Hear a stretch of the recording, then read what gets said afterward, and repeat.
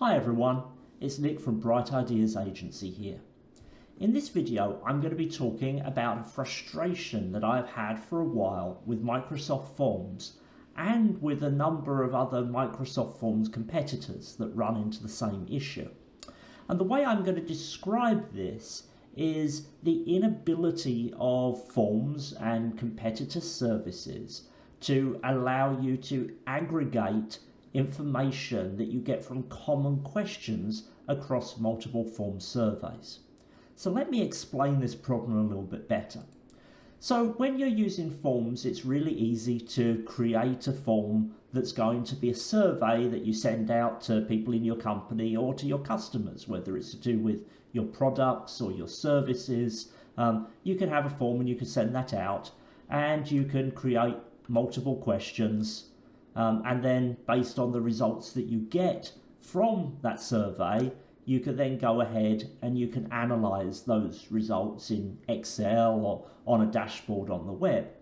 And it's really easy for you to create lots of different surveys. You might have surveys for different products, you might have surveys that relate to different services or specific events. And all of these surveys will be slightly different. But in many businesses, there's common data that you're collecting across many of your surveys. Things like your customer demographics or a business-wide net promoter score. And the problem with forms and a lot of competitor products that align against forms is they really give you no way to be able to analyze this data that is common across multiple forms. So if you have a question on form 1, 2 and 3 that says, what is your age? There's no way for you to take that data from form 1, 2 and 3, aggregate it together and analyse what the age range of your customers overall are without a lot of legwork in between. So this has been a frustration of mine and something that has come up for me as an issue across a couple of services and in a couple of businesses that I've been working in. And I didn't really think there was much of a solution to this, or not a simple solution to this, until a couple of weeks ago. I saw a video from Enya, which I will link to here, which introduced me to the Microsoft Forms API. And in the video, which you really should go and watch, I thought it was a great video. What he did was show how you could use the Microsoft Forms API to pull data out of your Forms responses and to be able to aggregate that together and use it on a form-by-form basis. And this got me thinking about, does this create the potential for a solution to this problem that I've been seeing?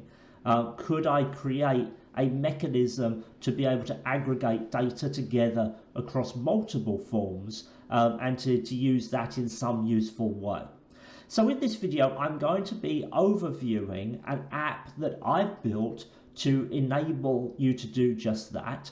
I'm not going to be running into the full detail of every step that I've taken in building this app and the connected flows, as there's a lot of steps there, but I will be running through the logic of what I've done and how it ends up working. And at the end of the video, I'll be looking at how I'm going to continue developing this over time, as this really isn't a final usable product at this point. It really is just a proof of concept to show that the thing that I had in my mind can work to some degree using Power Apps and Power Automate.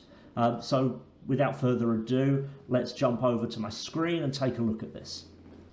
Okay, so what I've done here is I've set up a few example customer surveys that you might use within a business, and I've put them all in one single Microsoft 365 group accessible from one team. And the reason that I've done that is that forms do allow team ownership, and in many cases you don't just want forms that you yourself have got all the data and access to. You want to be able to share them with colleagues in your organization. So the group ownership strategy is one that seems to be quite common. And I've just set these up with a few questions. I've got about the experience, about a net promoter score. If I go into another one, I've got kind of common questions. So like this net promoter score, for example, I've got on all 3 of these surveys. And in most cases, I can jump into responses here and I can see the responses for my individual survey.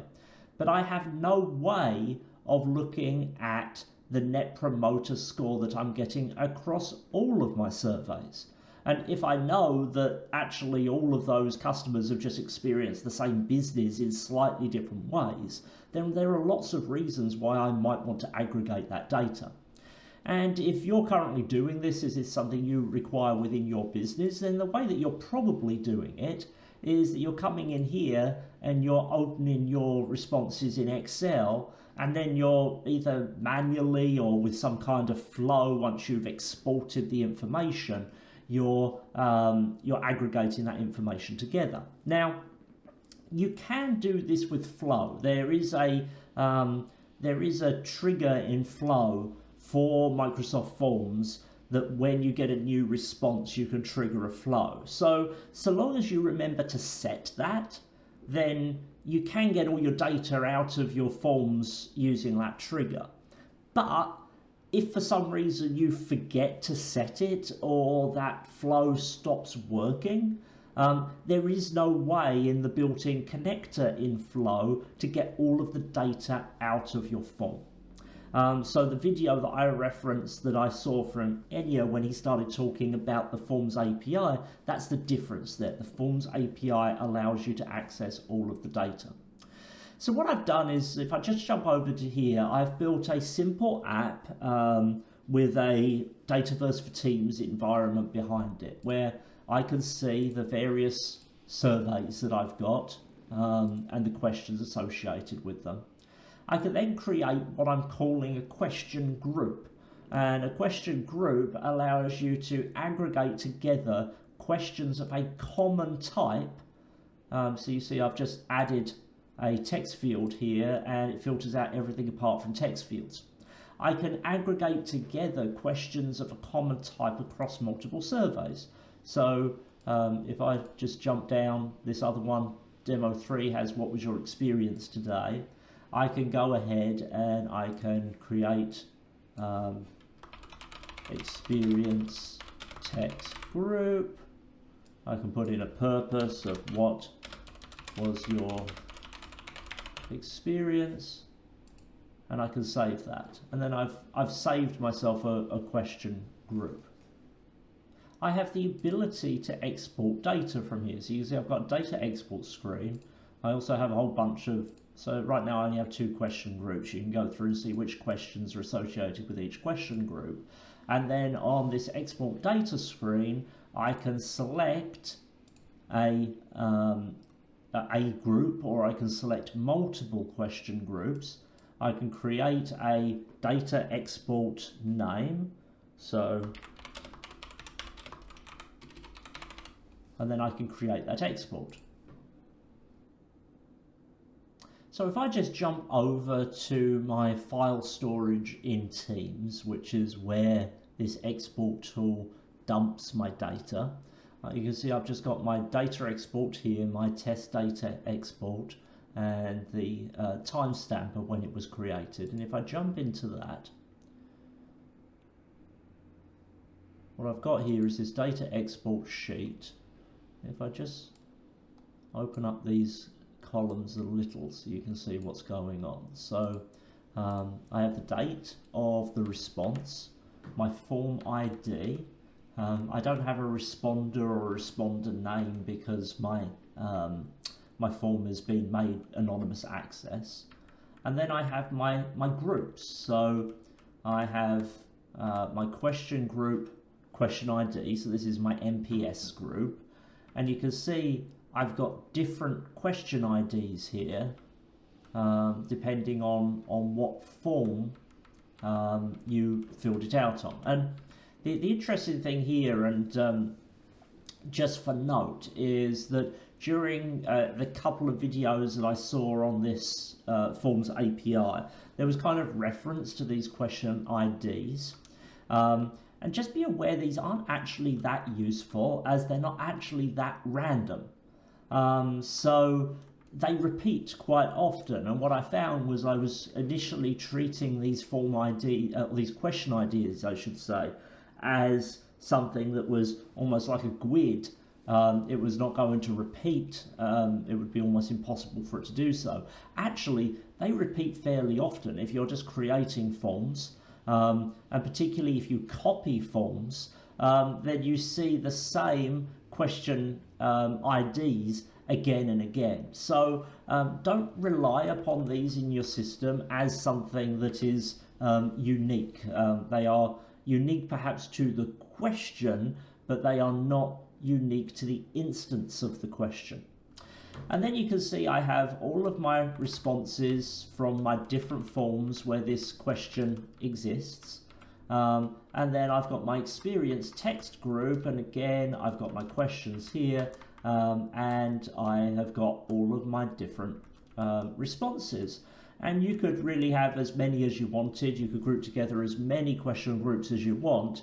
And for each question group, no matter where the answer comes from, which form it's on, it's going to aggregate those responses in one column, so it's really easy to analyze those results. So what's going on in the background here? So let's just take a look first of all at the structure of the data that we've got here. I've got a table where I'm storing data on each of the forms that I'm looking after. You can see I've got those 3 forms in there, and I've got the form ID, and I've got the owner ID, and I know that the owner is the group that I'm working in. Then I have the questions on each of those forms, and you can see I have a parent form, I have a number of questions, the question types, what the actual question name is, and then I have my question groups. So if you recall from the app, I've got 2 question groups in there. One of them is my experience text group, and the question type is text field. Then I've got my NPS group, and the question type is Net Promoter Score. And then for each of my question groups, I store what questions are included. So here I have the survey question ID, the survey form ID, so that I know which form I'm coming from, I'm using, and that combination of the question ID and the form ID gives me everything I need to know which question I'm looking at. So if I just jump back into the app, so here we go, here's our Power App. So let's just jump out of this and see what's going on. So right now, when I create an export,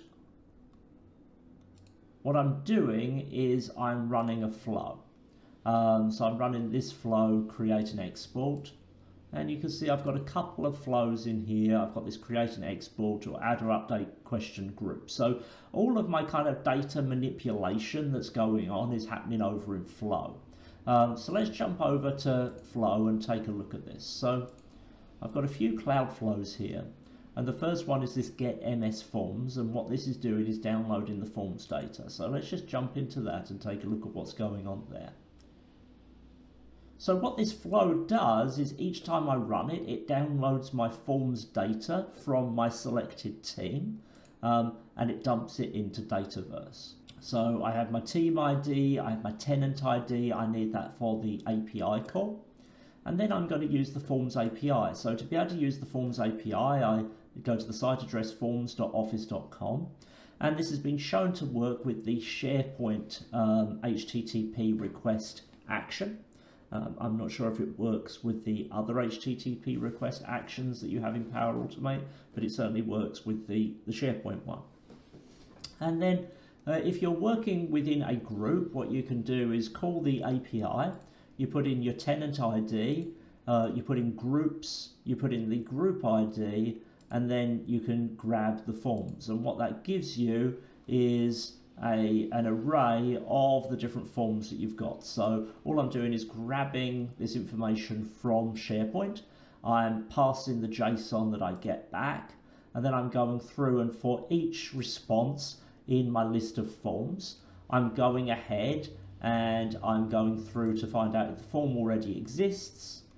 If it does exist, then I'm going to go ahead and update it. If it doesn't exist, I'm going to add a new form, and then I'm going to go on from there to update the questions as well. And right now I've got this set up to always update the questions. This is something that I'm kind of working on right now. So that's how I get my data into my tables here. So what that does is it populates my forms table, it downloads every form, and it populates my forms questions table. So I've got all of that information to refer to in Power Apps. Then when I'm creating my question groups, if I jump back over to my flows, you'll see that I've got add or update question group flow here. So let's just go in and take a look at what this does. So it grabs data from Power Apps. So from Power Apps, I'm sending a few variables. I'm sending or a few parameters. I'm sending my questions, my name, my purpose of my question group, the question type, and the group ID. So all I'm doing through this flow is adding a new question group, and then I'm turning my string of questions into an array, and then I'm stepping through that array of questions.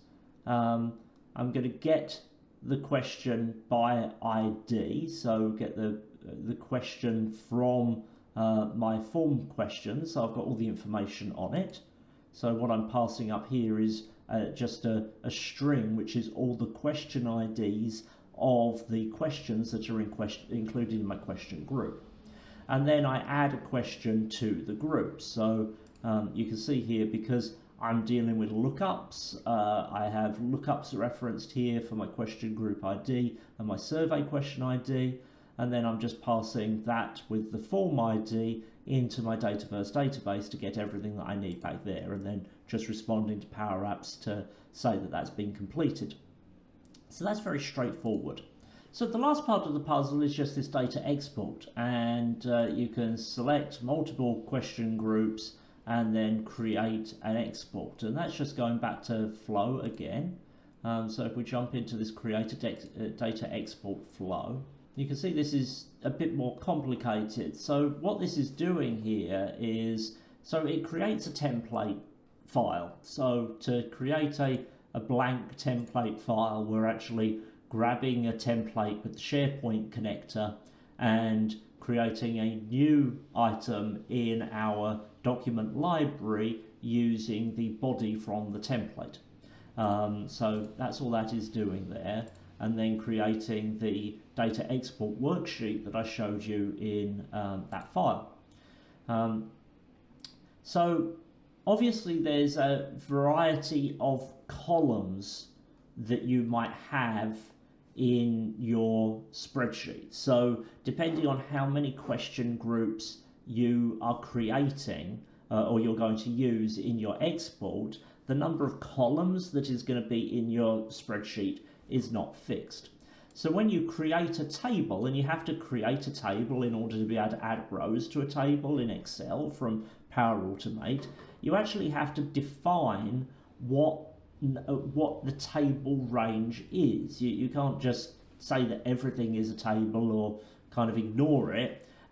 You have to create that range in there. So in order to do that, I actually created a child flow, and there may well be a better way of doing this, but if I just jump into that child flow, and it's get Excel column reference from number. So what this flow is doing is I'm actually triggering it from flow as a child flow, and I'm passing a number which is the number of columns. Like I know how many columns of data, I just don't know what the letter reference of those number of columns is. So the next thing I do is I work out how many times that number is divisible by the number of letters in the alphabet and what the remainder is. And the number of times it's divisible will be my first letter, say AA, BB, CC, or just nothing if it's just less than 26. And my second number will be my second letter, so A, B, C, D, etc. in Excel. I then created a variable which is an array of the alphabet. And for each array in the alphabet, I wanted to check whether the increment value was the same as the number that I outputted from here. And if it is the same as the number that I outputted from here, I've set my variable as either the first reference or the second reference, then joined those together and responded back to PowerApp. So let's just jump back into our export. And you can see after I run this child flow, I'm able to create my table because I've got my column reference. So that's going to be A1 through AA1, BB1, ZZ1, whatever it may be. So then I list my rows from my questions in my group questions. And here I'm actually listing those rows and I'm expanding that query so that I'm getting information from my question group ID table and also from my survey questions table. So I'm getting as much data as I need through this one query here. And then as normal, just passing that JSON, getting some responses off there. And now I spent quite a lot of time here as well thinking about the logic of how do I minimize the number of requests that I'm making? Because if I'm simply, let's just actually take a look at one of these responses. So let's just take a look at what we get back here, because I want you to understand why this was a little bit complicated. And so when I'm grabbing information out of my my table here for my question groups, what I'm getting back is all of the questions that are involved in that question group. So I know which questions I want at that point that are coming back from my question group. But when I'm calling the API, the way that I'm calling that, if I just find the right reference here, here we go. So when I'm calling my API, the way that I'm calling it to get the responses is I have to go through it form by form. And then out of this, I get this kind of weird little JSON array with these, with this extra punctuation that is the responses for each response. So I call those responses and I get an array, which is each response. So each time the form has been responded to, and within that is this weird little array of the answers. Now, say my question groups are structured in such a way that I only need one response or one question response from each form. So I'm going to call my form responses, I'm going to get all my responses, I'm going to extract the data from this answers array, and I'm going to get my answers. Then I'm going to move on to the next form and extract information from there. But say I've got 2 or 3 common questions on each form that I need to get the answers to. Well, if I've structured my flow in such a way that I'm always basing getting this data on getting the responses through the API, then I'm going to call the same data from the API 2 or 3 times for every form in order to get the responses to each of those questions. And that seemed really, really inefficient to me. I needed to take my data that was structured by question and restructure it so that I had it by form. So what I did was go through a process. Let's just go back into edit this, where I thought about constructing two arrays or 2 objects essentially. where I had an object that was my question, and I created a set of data that was per question. So for each question I needed the responses to, I had my question ID, my question name, the question group ID, the question group name, the question group purpose, and the group question type. But I needed that to sit within a form so that I knew all of the questions that I needed to get back from the individual form, so that I only needed to call the API on that form once.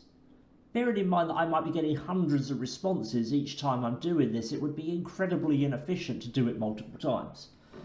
So I ended up with a structure like the one that you can see on screen right now, where I had an array of forms and then an array of these question objects, so that I could go through and query each form one by one.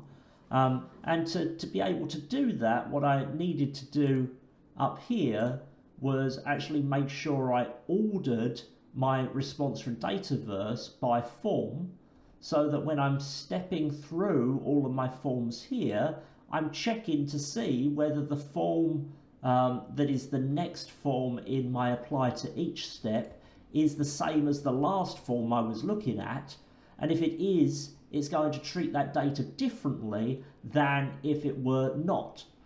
So what I'm doing is I'm kind of writing to my final array these various inner arrays that I'm creating, so that I can step through this neatly. And that was just a really, I'm sure there are other ways of doing this. This isn't the type of data manipulation that I'm doing every day, so there may well be more efficient ways of doing this. But in the end, I think what I achieved was minimizing the number of API calls that I was going to have to make to the Forms API in order to get out the data that I needed. So having got all of that information, I then set up a number of additional variables here and got my responses from each form. So I go through for each form that I'm looking at. I get my responses. I pass my responses as a JSON array. And then for each response that I've received, so that's each individual response to that form, I create an object that's the answers, the set of answers in that response. So I take that weird array that I've got back, which is the answers, and all I have to do to that actually is use the JSON function in an expression in order to turn that into neat JSON.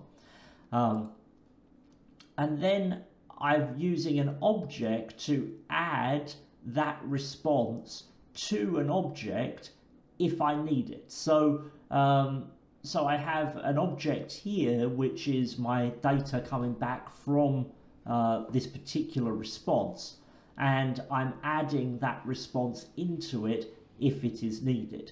So each response is in here, and then later on down here I'm going through and making sure that I'm only actually using the responses that I need. So again, it's a little bit of trying to be a bit more efficient in this process than perhaps it would be if I was individually searching for each response. And then what this is looking at is, for each response I'm creating an Excel row, and I'll go through and add in the responses that I've got, bearing in mind that each response is not necessarily going to have an answer to every question group question. So if you think about that, you can have response A and response B. Response A may have been to form 1 and response B may have been to form 2. Now, form 2 may have 2 questions that are part of question groups that are in my data export. And the other form may only have 1 question which is part of a question group that is part of my data export. So I'm not necessarily going to have data for every column in my data export for every response or for every form. So that's what makes this a little bit more complicated, and is the reason that I'm ending up adding properties to an object as opposed to just adding elements to an array, because I don't necessarily know which aspects of the object, the response object or the Excel row object, I'm going to have in each response. So I need to make sure that I'm addressing that as I go through here. So once I've got all of that, and I have my I have all of my responses to write to Excel. Once I jump out of this apply to each action, all I'm doing is then taking my array, which is all of my rows to write, and I'm writing that to Excel. And then that goes through, and if I jump back into my my data export, all that's doing at that point is stepping through one by one and adding these rows into here. And because those rows are built up, the way that you add a row into an Excel spreadsheet is that you just, the row is just a JSON object. And so all I'm doing here is with my JSON object, I'm referring to the columns that I have data for, and then if I'm not putting any data, if there's nothing in the object for those columns, those properties, like these for example, then it's just not writing any data there. So when you write a row to Excel using Power Automate, you don't need to define the content of every single column. You can just reference the columns that you want to put data into, and Excel will take care of that and put it in the right place. Now, the last aspect of this was to respond to my Power App or Flow and to actually give a link back to my app here. But there's a timeout in Power Apps of 2 minutes, and on average my flow is taking more than 2 minutes to run. So that isn't quite working yet, and is something that I need to look at in terms of increasing the efficiency of that flow. But hopefully that's something I can work on and get that worked out. So hopefully that's given you some useful ideas of how you can use information that exists within Microsoft 365 to solve business problems. If you want more information on the Forms API, that really wasn't the purpose of this video, and I do recommend that you go and look at some of the content that I mentioned that Enya has put together on this topic. I found it incredibly useful, and if this is something that you're interested in exploring, I'm sure that you will find it useful as well. In terms of the app that I've built, well, there are some things that I'm going to continue to focus on and try to improve to make this a more usable experience. I'm going to try to increase the efficiency of the flows in the background by separating those big flows into various child flows, which will enable me to have more concurrency running at the same time in some of those big apply to each loops that we just saw. I want to extend the solution to apply to all question types, including choices. I want to see whether it's possible to harmonize group questions across forms. So once I've grouped a set of questions together, can I opt to actually edit all of the forms so that those questions are presented in exactly the same way over all of the forms that I'm bringing together? Is it possible to add standard template questions to forms, or perhaps do this automatically? If I work in a scenario where I know I always want to ask my Net Promoter Score question on every survey in the same way, then can I simply set up an app that adds this to all of the forms that are added to a group, so that end users of the system don't have to worry about that? And lastly, broader operation, that what I've demonstrated is only working within one Microsoft 365 group or team, but is it possible to extend this so that you could work across multiple groups or across multiple users? And I think all of these things are possible, but it's just going to require a bit more playing around and learning about the Forms API in order to do this. Now, a point of caution on all of this, and I've said this in previous videos where I've been digging into things that are using undocumented API calls, is that this really isn't supported by Microsoft because the Forms API is undocumented by Microsoft. So while there's no reason to believe that what I'm doing here is going to break tomorrow, in fact there are forum posts that seem to imply that people have been playing around with the Forms API for a number of years at this point, there is no support of these APIs from Microsoft that would imply that if you put a lot of work into building a solution like this, that it would continue to work in the long term. So whenever I do something like this, I do just caution the fact that this is kind of a fun, it's an interesting thing to play around with. It has a lot of value for particular use cases, but would I suggest that you really invest a lot of time in these kinds of undocumented API solutions for business critical work? Well, probably not. There's perhaps better, more solid ways of approaching this that, while perhaps are a bit more cumbersome, also are more supportable in the long term. So that's just a point of caution from me in terms of what I'm doing here. I don't want to give anyone the wrong impression that what I'm suggesting is that you go out and you build something that's completely undocumented and unsupported by Microsoft and you rely on it for something that's critical in your business. If you're interested in projects like this, if you're interested in really digging into how Microsoft 365 works and what you can do with it with Power Automate and Power Apps, then please do subscribe to the channel, as I like putting out content like this. If this has been useful to you, please like the video. And if there's anything in your business where you need some help with Power Automate, Power Apps, or just generally what your digital transformation strategy should be, what are the opportunities that are out there, please do reach out, as this is exactly the work that Bright Ideas Agency can help you with. So until next time, bye-bye.